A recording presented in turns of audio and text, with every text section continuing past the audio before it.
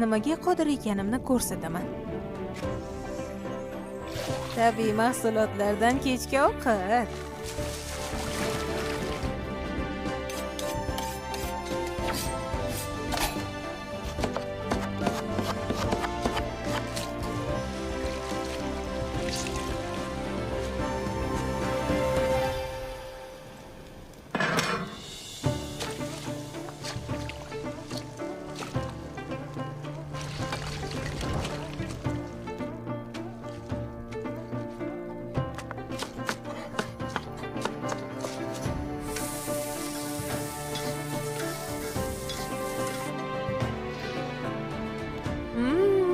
Yorqin ifor.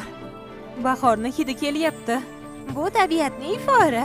Nima deysiz, yetarli bo'ldimi? Tobada. Bu nima?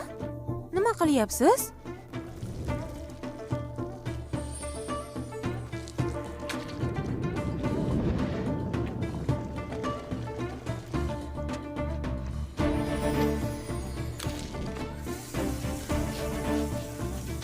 Uni qizdirganingda rangi jigarrang bo'ladi va yong'oq ifori keladi. Agar uni sedana moyi o'rniga ishlatsang,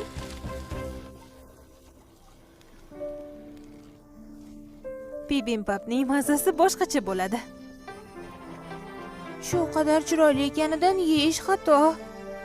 Xuddi suratga o'xshaydi. Men hozir Nuringin olib kelaman. Nuringin? Uxlab qolganini qara. Hoy, uyg'on dedim. Shunchalik tez uxlab qolish mumkinmi? 2 soat avval o'ldirishga otlanganding. Ushla, ovqatlanib olib keyin uxlayver. Kerakmas.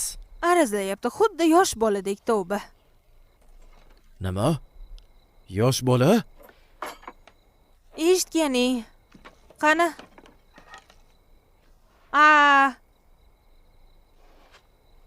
Qornim to'q. Tana ovqat so'rayapti. Hech bo'lmasa tatib ko'r. Senga ishonib bo'lmaydi. Hoy, qimirla. Qo'lim og'rib ketdi. Agar istayotgan bo'lsang, zaharlanganmi yo'qmi tekshirib ber. Nima? Zahar?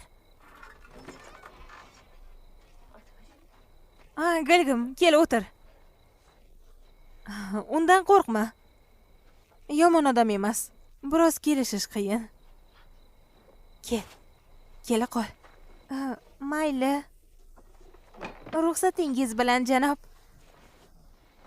Uni aqli joyida emas. Nima demoqchiligimni tushunding? Sen o'zi kimsan? Men haligi... bu uyni bekasi u. Gilgim. Salomlash. Xayrli kun, janob. Ovozingni o'chir. Taqiqlangan maydonda yashash mumkin emas. Men shunchaki haligi... Yo xudoyim, hali ham rol o'ynayapsizlarmi? Nima bo'lgan sizga? Hoy, bo'ldi endi, ovqatga qaranglar. Shuncha tayyorlaganimga yarasha yeb ko'ring. O'zim birinchi tatib ko'raman. Totli ko'ringani bilan faqatgina guruch donasi ko'rinyapti. Bu oddiy guruch bo'tqasi emas. Bu Michelin oshpazidan ko'chko'zjan va sariyog' qo'shilgan bibimbap. Fransiyaning eng yaxshi an'analaridan. Fransiyalik bibimbap? Sedana yog'i o'rniga sariyog' qo'shdim. Ko'chko'zjan achchig'ini ozgina yutib yuboradi, o'zgacha ta'm beradi.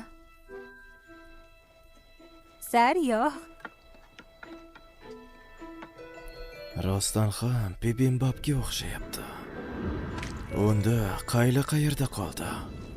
Mana bu qizil narsa nima bo'ldi? Tomorqadan yangi uzilgan sabzavotlar ayni muddao. Do'kondagiga qaraganda hidi ancha yaxshi.